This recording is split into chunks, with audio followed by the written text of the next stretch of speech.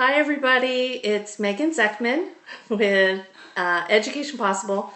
I'm laughing because my daughters were mimicking me before I set up the Periscope today. But anyway, I'm Megan Zeckman and I am from educationpossible.com and I blog over there with my friend Susan Williams, and we talk all about middle school and high school homeschooling those older kids. I'm going to flip this around. Work. Hi! I'm here with my daughter Abigail today. Here I am. I'm gonna have to scooch in. Trying to figure out how we can get this to work. There we go. Hi! Anyway, we are talking today about mentors and your teens and why they need them and hopefully kind of how to get them. It came about, hi, welcome. We are Abigail, that's Abigail, and Megan. I'm with Education Possible. And I talk all about homeschooling middle school and high school over on my blog, educationpossible.com. And so last night we were at our church, at our youth ministry, kind of get to know you one of the weeks. And our life groups are starting up. And the youth minister last night said something that really struck me. And he said that all of our life group leaders, because all the teens have life group leaders, and they are there to partner with us as parents, not to say something different. So they're there to walk alongside us and walk alongside our teen, not to say something different. So they're to echo us, echo our voices, not say something different, take them down a different path. And it really made me think about our teens, and how they need other adults in their lives. And I have to tell you, a long time ago, before I had this one right here, I was a youth minister myself. And I do remember encountering some parents that just really struggled with this.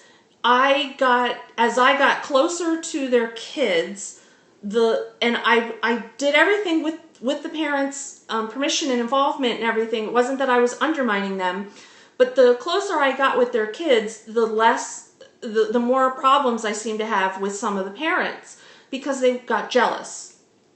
And I really struggled with that because that was not where my heart was. I really just wanted to love the kids. I just wanted to be another voice in their life. And so I always struggled with that. So I really appreciated that last night. And it really is, I've been thinking about that for a while now.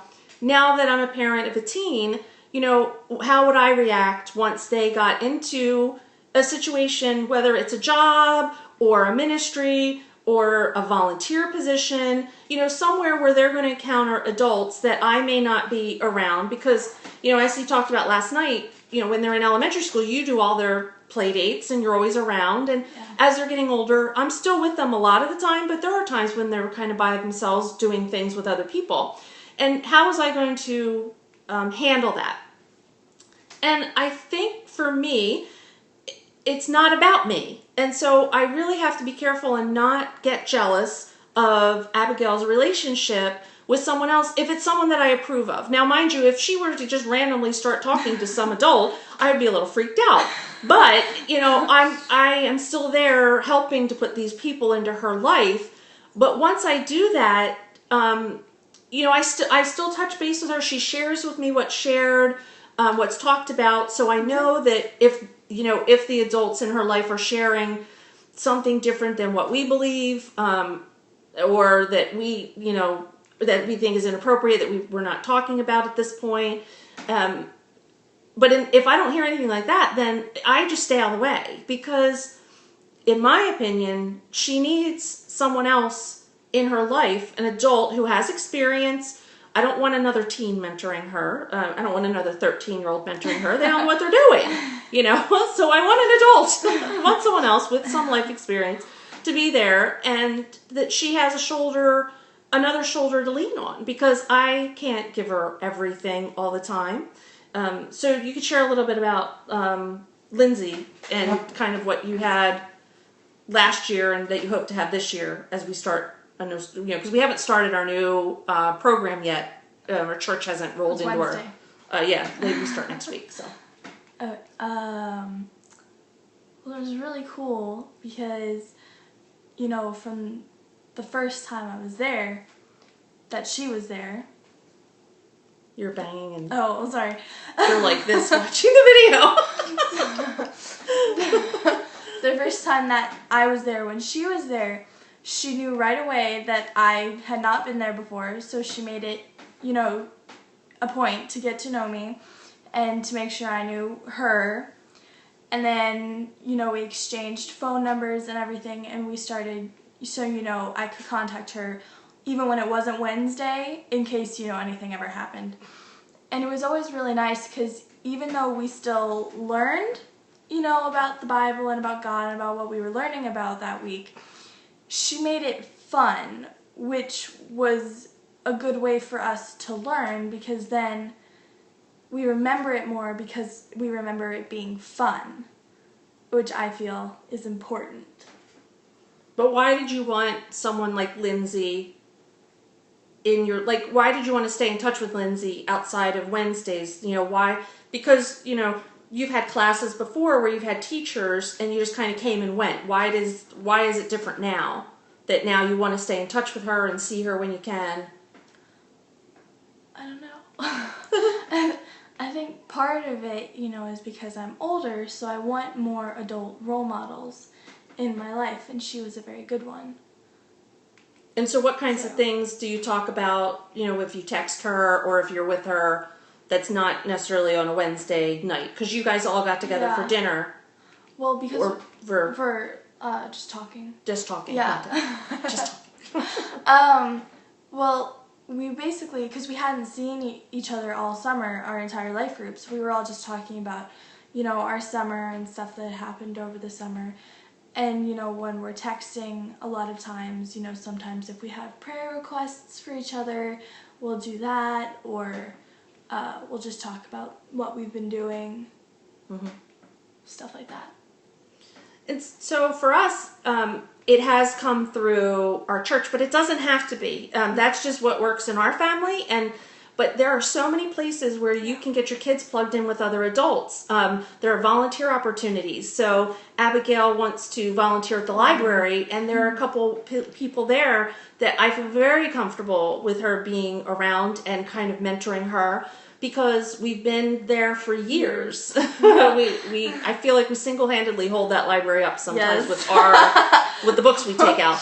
And so, we've been just regular patrons, so it's nothing new for her to be around them. For Mariana, she is in Taekwondo and she's an instructor, and so she's part of the instructor team. The adults there take interest in her, a different interest in her than they do the other students. And again, I feel very comfortable with them having a role in her life and being able to speak into her life. So they give her correction, they give her advice, they give her support, they cheer for her.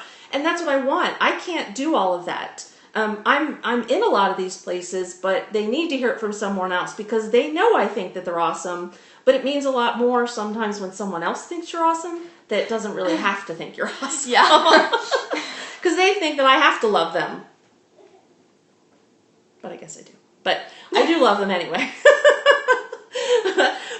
So it doesn't always mean as much when Mom says, "Oh, I love you." But when Lindsay says, "You know what? You are amazing," Abigail grins from ear to ear and thinks it's the best thing ever. She does. So having those people in our kids' lives that can speak the truth, can cheer them on, can offer them another choice maybe. Maybe they see them going down a path that they don't like, and can really say, "You know what? I've had this experience." Because how many times did they roll their eyes when we tell them what happened when we were kids? But if a 19-year-old, a 26-year-old, a 30-year-old that's in their life tells them the same thing, they're going to listen. And they're going to be like, "Oh, I don't want to do that. She didn't, she had to go through this." And so putting those, being intentional about putting those people in your kids' lives when they're young, meaning middle school. I don't know that you need it in elementary school because you're still with them all the time. But certainly by the time they're in middle school, starting the process. maybe you have some friends, maybe you have some college friends, maybe someone from your work or your husband's work that you're close to can be a mentor to your kids that you can connect with. We have an older couple that we're very, very close to. Yes. They're like grandparents, Yes. and they're mentoring them because they're not their grandparents, but they spend time with them and they tell them things that they love about them, and they gently correct them when needed. And I personally want that for my kids because I want them to have as many people cheering for them, rooting for them as possible in their life, because life is so hard, especially as a teenager, and the more people that love you, the better, I think. And so, if you have it within a faith community, that's fine. If you don't, like I said, there are so many places to get this. But I really want to encourage you to sit down with your spouse, sit down with your middle schooler or your high schooler, and start to brainstorm. Who can we start to bring into our life? It takes time. It's not going to be overnight, because you don't want to just all of a sudden say, oh, Mr. Jones is going to be the mentor. Yeah. That doesn't work. You have to get to know them first. You have to trust them. Everybody has to trust them. And then it takes time for them to build that type of relationship. Yeah. A lot of times it should be same gender. It just makes life easier. Because they've gone through the same thing. Right. So it's kind of hard to talk to a guy about how annoying guys are. She loves middle school boys, I'll tell you. When do they stop getting so annoying, is what she asks me. I do. Because they're just funny. And so, just having an extra voice, I think, is wonderful for your teens.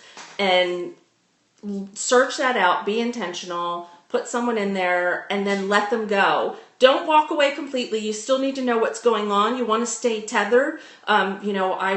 I would feel very comfortable contacting Lindsay, and I want to, you should be comfortable with that aspect. You shouldn't feel like, oh, I don't want to intrude or anything like that, because she's my daughter first. And so I need to know that, and Lindsay needs to know that, and other people in her life need to know that. But I do want them to have their freedom to not have me involved all the time, especially if I don't need to be involved. But Abigail's very open. We have a really good relationship, and so she shares with me all the time kind of what they talk about and what they're doing or what they think about doing. And so because she is so open, I know I don't have to worry, and I don't follow up with Lindsay as much. When we see her, we talk to her and everything. Yeah. And so, anything else you want to say about why they should have mentors for teens? I don't think so. I think you covered it all. I think I covered it all. Yep. Anyway, I'm Megan Zechman. This is Abigail, my 13-year-old. And we've loved having you here hang out with us on our Periscope and talking about mentors and teens. And we hope you have a great day, and hopefully we'll see you tomorrow. Bye.